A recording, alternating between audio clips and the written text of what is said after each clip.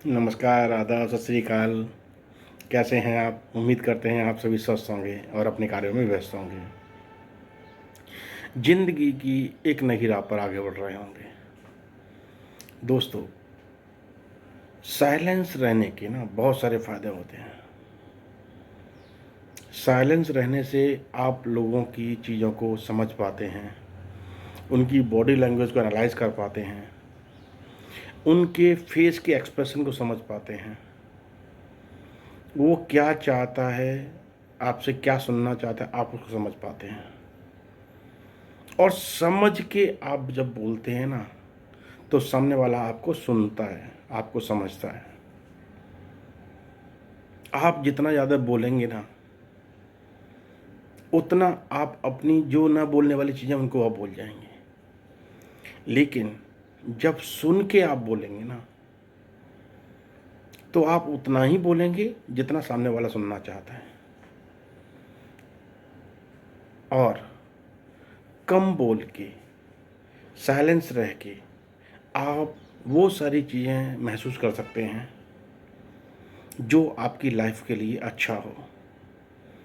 कहते हैं ना, कभी कभी ज़्यादा बोलने से अभी खुद की लाइफ में बहुत सारी प्रॉब्लम्स आ जाते हैं। अक्सर आप सुनते होंगे, बाप बेटे की नहीं सुनता, बेटा बाप की नहीं सुनता,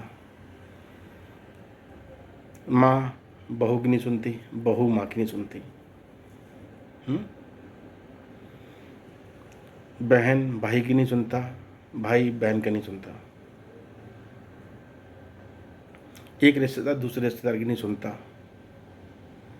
ये होता है, ये दुनिया का कल्चर है।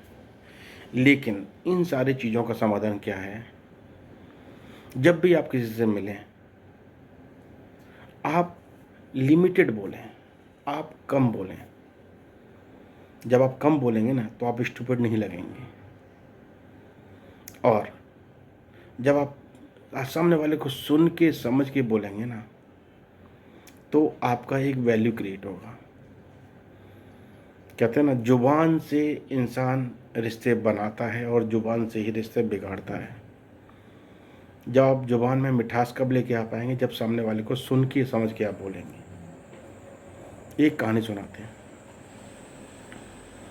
एक गुरुकुल में बहुत सारे बच्चे अपने गुरु से शिक्षा लेने जाते थे और उसी गुरुकुल में रहते थे। तो उसमें एक उनका एक गुरुजी का एक शिष्य था। जब भी वो कहीं जाता था ना, तो वहाँ जाके अपने आप को बहुत बड़ा चढ़ा के चीज़ें बोलता था। वो जब गुरुकुल में वापस आता था ना, तो अपने आप को रिप्रेजेंट करने के लिए, अपने आप को बहुत सारा अच्छा बड़ा दिखाने के लिए ना, गुरुजी सामने अपनी तारीफ खुद ही करता रहता था। जब भी अपने दोस्तों के साथ बैठा था, तब भी उसका यही नेचर रहता था। तो गुरुजी ने बहुत समय तक उसको ऑब्जर्व किया और उन्होंने अपने सारे शिष्यों को एक टास्क दिया। वो टास्क क्या था? आप अपनी मर्जी से कुछ भी चुनो, लेकिन जब आप वो टास्क चुनेंगे, उस टास्क को आप जी जान से पूरा करने की कोशिश करेंगे और आप पूरा करेंगे, तभी आपका टास्क सफल माना जाएगा। सभी शिष्यों ने अपने जो उनके मन में थे, जो उनके टास्क थे, उन्होंने टास्क डिसाइड किए और उनको पूरा करने के लिए गुरुजी के पास पहुंच गए। लेकिन वो शिष्य जो सबसे ज़्यादा बोलता था ना, वो डिसाइड नहीं कर पा रहा था उसे टास्क क्या लेना चाहिए। सभी शिष्य गए, वो भी गए साथ में। सभी शिष्यों ने अपने अपने टास्क बता दिए, गुरुजी हम ये संकल्प ले रहे हैं, ये टास्क ले रहे हैं, इसको हम पूरा करेंगे। वैसे ही वो भी गुरुजी सामने पहुंचा। गुरु सामने पहुंच के बोलता है, गुरुजी मैं अभी तक कोई टास्क डिसाइड नहीं कर पाया, मैं कौन सा संकल्प लूँ, कौन सा टास्क लूँ जिसको मैं पूरा करके आपको दिखाऊँ। गुरुजी आप ही बता दीजिए। तो गुरुजी ने कहा, अगर आप हमसे ही सुनना चाहते हैं, आप क्या संकल्प लें, क्या टास्क लें, तो आप चुप रहने का टास्क लीजिए। उसने कहा, है चुप रहने का? सर गुरुजी ये कोई टास्क है? इसमें तो कुछ, ये तो कुछ नहीं, ये तो मैं पूरा कर दूंगा। कहता है, ये टास्क आपका 30 दिन चलेगा। कि हाँ गुरुजी, बिल्कुल हम आपको ये टास्क पूरा करके दे दिखाएंगे। सभी अपने अपने टास्क को पूरा करने के लिए चले गए। ये भी चले गए, जाके अपने कमरे में जाके बैठ गए। 1 दिन हुआ, 2 दिन हुआ। अब जिसकी बोलने की आदत हो ना, वो शांत कैसे बैठे। अब इन्होंने संकल्प लिया था कि हमें शांत रहना है, हमें बोलना नहीं है, हमें साइलेंट रहना है। तो 4-5 दिन बाद ना, 5वें दिन ये गुरुजी के पास पहुँचे। अब ये टास्क को लेके अपना टास्क पूरा कर रहे थे। अब इनके अंदर बहुत सारी बेचैनियाँ थी, क्योंकि उनके आसपास के जो दोस्त वगैरह थे, वो सब आपस में बातें कर रहे, लेकिन ये किसी से बात नहीं कर पा रहे थे, ये मुँह से कुछ बोल नहीं पा रहे थे। तो इन्होंने गुरुजी के पास पहुँचे, इन्होंने लिखा और गुरुजी को पेपर दे दिया। गुरुजी, मैं बहुत कुछ बोलना चाहता हूँ, मेरे मेरे भी अंदर कुछ विचार हैं, मैं अपने विचारों को रखना चाहता हूँ, लेकिन मैं संकल्प मैंने ले रखा है, आपने हमें टास्क दे रखा है, हम उस टास्क को पूरा कर रहे हैं। मेरे अंदर बहुत सारे विचार हैं, क्या मैं बोलूँ, क्या संकल्प तोड़ूँ? गुरुजी ने लिख के गुरुजी ने बता दिया कि आपने टास्क लिया है, आपने टास्क मांगा है। जैसे और जैसे उन्हें अपने टास्क कुछ ने पूरे कर रहे हैं, कुछ पूरे नहीं कर पाए, उन्होंने अपने टास्क तोड़ दिए हैं।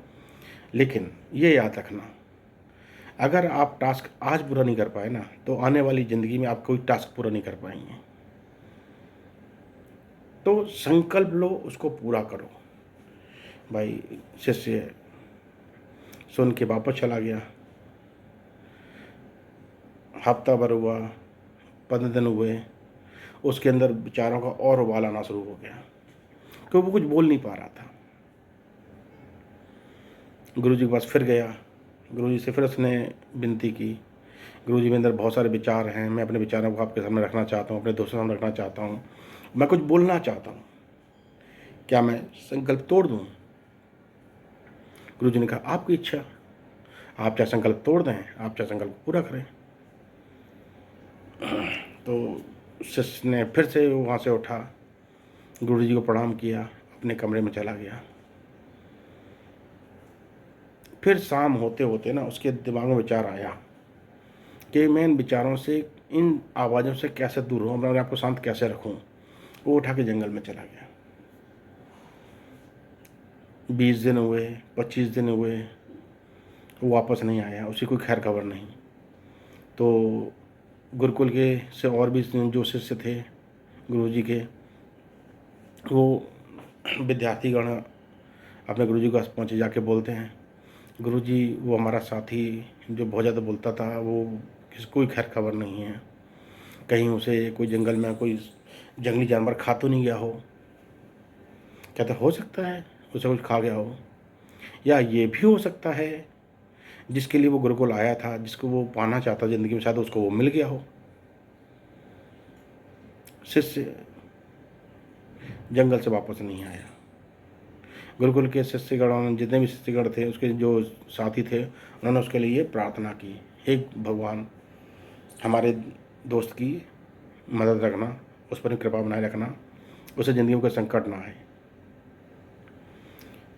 महीना 1.5 महीना हो गया, वो शिष्य वापस नहीं आया। जब वो वापस आया है और आके अपने दोस्तों से आके मिला है, दोस्त उसके आगे, उसके पास आके बहुत कुछ अपनी बातें करने लगे, सुनने, उसको बताने लगे। वो बिल्कुल शांत होके उनको सुनने लगा। फिर जब सभी दोस्तों ने उसके से बहुत कुछ सुना दिया, बहुत कुछ बातें उससे कर ली, उसके बाद उन्होंने कुछ लिमिटेड वर्ड से उसको रिप्लाई किया। लेकिन जब उसने रिप्लाई किया, तो जितने उसके साथी थे उन सब ने उसको सुना, क्योंकि पहले जब वो बोलता था तो लोग उसको सुनते नहीं थे।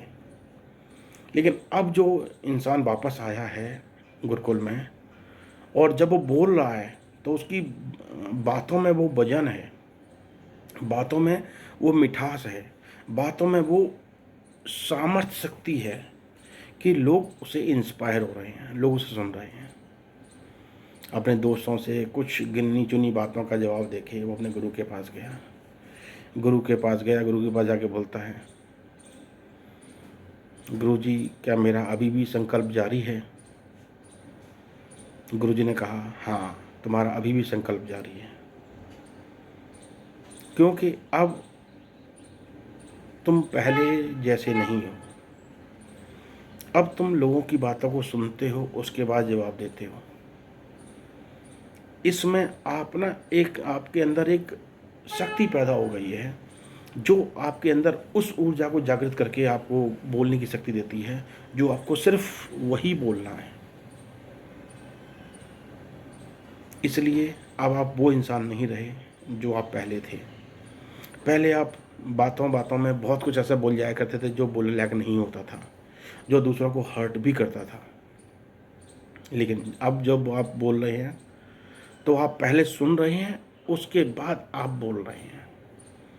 आपकी बातों में वो शक्ति है, आपके वर्डों में वो सामर्थ्य, वो शक्ति है कि आप दूसरों को इंस्पायर कर रहे हैं। यही भावना रख के आप आगे बढ़ेंगे, आप ज़िंदगी में आगे जाएंगे। तो पहले आप लोगों को सुनो, उसके बाद रिएक्ट करो, उसके बाद रिप्लाई करो। लेकिन जितना बोलो लिमिटेड बोलो। लिमिटेड बोलने के बहुत सारे फ़ायदे होते हैं।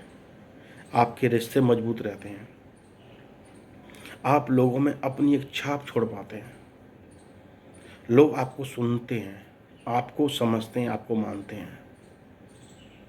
तो अपना ख्याल रखिएगा, दूसरों का भी ख्याल रखिएगा, अपने आसपास के सभी लोगों का ख्याल रखिएगा। ज़िंदगी में यूं ही मुस्कुराते रहिएगा और साइलेंट रह के अपनी चीज़ को एक्सप्रेस कीजिएगा। क्योंकि जब कुछ ज़्यादा बोल जाते हैं ना तो हम स्टूपिड दिखते हैं। तो हमें स्टूपिड नहीं दिखना है, हमें इंटेलिजेंट दिखना है। इंटेलिजेंट आप तभी दिखेंगे जब आप जो भी बोलेंगे सोच समझ के बोलेंगे, लोगों में अपनी एक पहचान बना पाएंगे। यूँ ही मुस्कुराते रहिए, यूँ ही अपने परिवार का ख्याल रखिए और कुछ नया सीख के ज़िंदगी में कुछ बड़ा करने की कोशिश कीजिए। हमें ध्यान से सुनने के लिए तहे दिल से बहुत बहुत धन्यवाद। नमस्कार।